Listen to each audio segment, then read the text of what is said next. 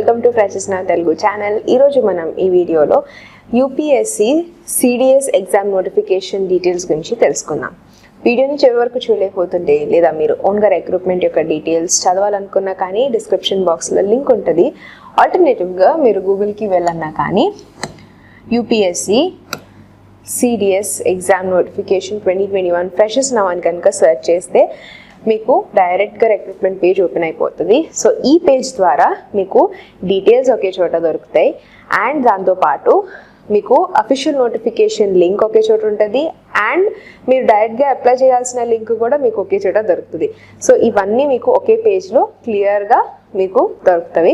So అందుకే మీరు freshers now వెబ్సైట్ని చెక్ చేయడం మర్చిపోకండి అండ్ డీటెయిల్స్కి వెళ్ళే ముందు టెలిగ్రామ్ ఛానల్ని జాయిన్ అవ్వడం మర్చిపోకండి. బికాజ్ టెలిగ్రామ్ ద్వారా ఫ్రెషర్స్ నౌ తెలుగు ఛానల్లో రెగ్యులర్గా జాబ్ అప్డేట్స్ అనేవి వస్తాయి.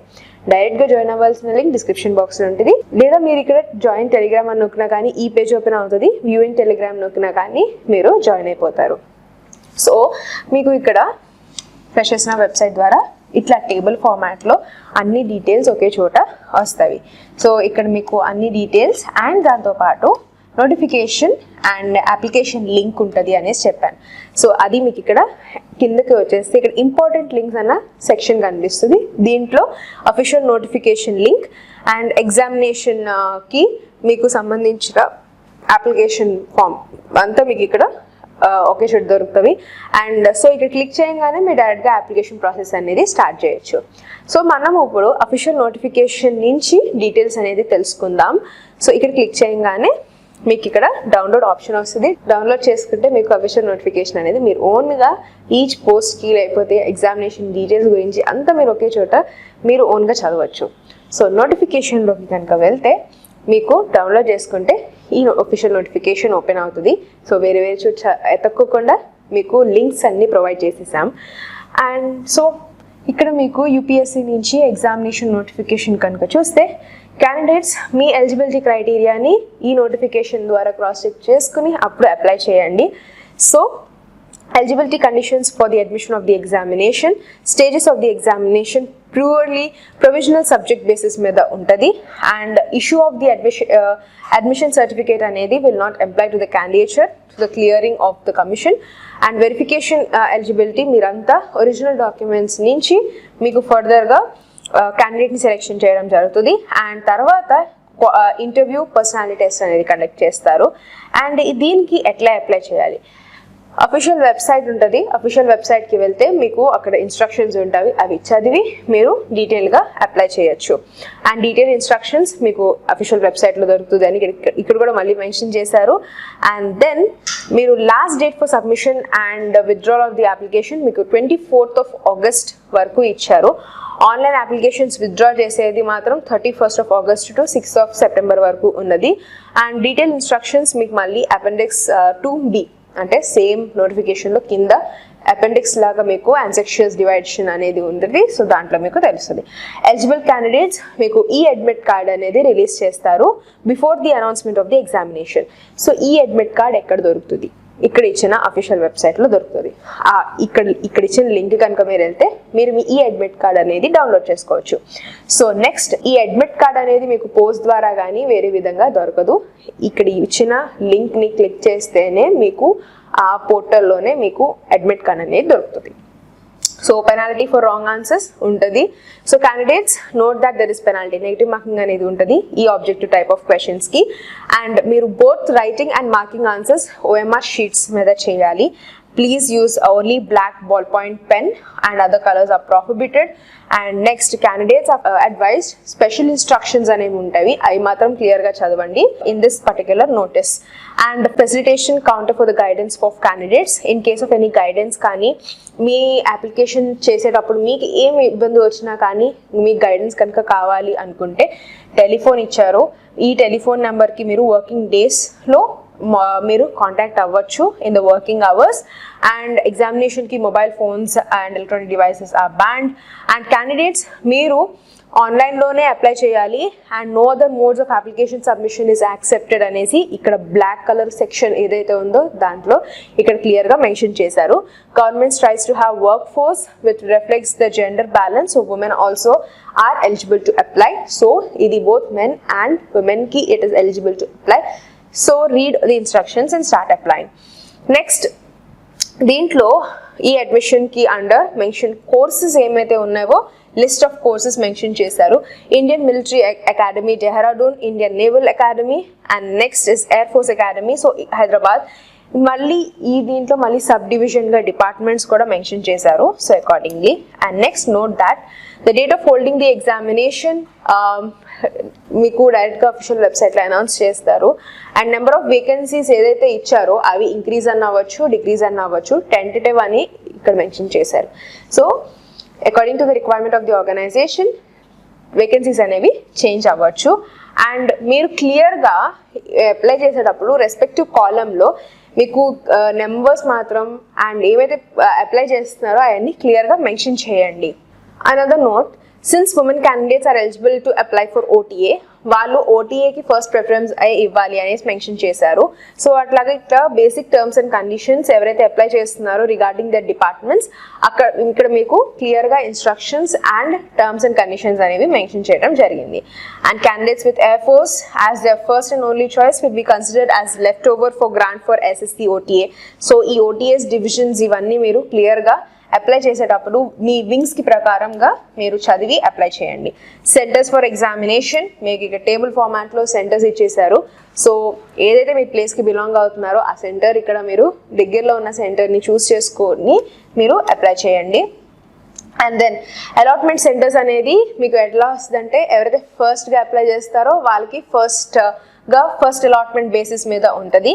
And not with standing any provision commission has the right to deserve any changes of centres కూడా జరుగుతుంది. కాబట్టి ఎంత ముందుగా అప్లై చేస్తే మీరు అంత ముందుగా మీకు ప్రిఫరెన్స్ అనేది ఇవ్వడం జరుగుతుంది.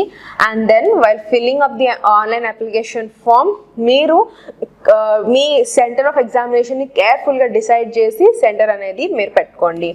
Next conditions, nationality must be unmarried and citizen of India, subject of Nepal, person of Indian origin.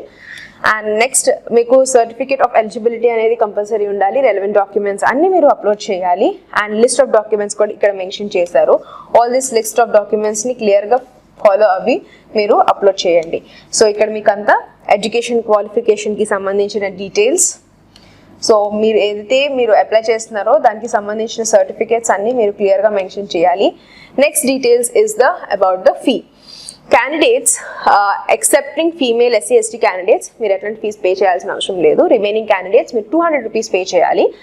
And ఇది మీరు any branch of SBI by cash or net banking debit or credit card నుంచి అన్నా కానీ మీరు pay చేయొచ్చు. And next for the applicants in case whoever is having the details have not been given received from the bank, they will be treated as the payment cases. So మీరు ముందుగానే చూసుకుని క్లియర్గా మీరు మీ ఫీజ్ పేమెంట్ అనేది కేర్ఫుల్గా చేయండి. Last is how to apply. మీరు apply చేయాలి అనుకుంటే ఇక్కడ లింక్ ఇచ్చారు. ఆ లింక్ని కనుక మీరు ఫాలో అయితే మీరు డైరెక్ట్గా అప్లికేషన్ ప్రాసెస్ పేజ్కి ల్యాండ్ అవుతారు. సో అక్కడ మీరు ఇన్స్ట్రక్షన్స్ చదివి అప్పుడు మీరు అప్లికేషన్ ప్రాసెస్ అనేది చేయండి. రిజిస్టర్ చేసుకోవాలి, రిజిస్ట్రేషన్ ఐడి వస్తుంది. ఆ తర్వాత రిజిస్ట్రేషన్ ఐడి ఇవన్నీ మీరు కేర్ఫుల్గా నోట్ డౌన్ చేసుకోండి, ఫర్దర్ రిఫరెన్సెస్కి యూజ్ అవుతుంది కాబట్టి. అండ్ దెన్ మీ డాక్యుమెంట్స్ అన్ని స్కాన్ చేసుకొని నెక్స్ట్ మీ కాస్ట్ సర్టిఫికేట్ అన్ని లిస్ట్ ఆఫ్ డాక్యుమెంట్స్ కూడా ఇక్కడ మెన్షన్ చేశారు. డాక్యుమెంట్స్ అన్ని క్లియర్గా చదివి మీరు అప్లై చేయొచ్చు. సో ఇట్లా లాస్ట్కి వచ్చేస్తే మీకు టర్మ్స్ అండ్ కండిషన్స్ ఇచ్చారు.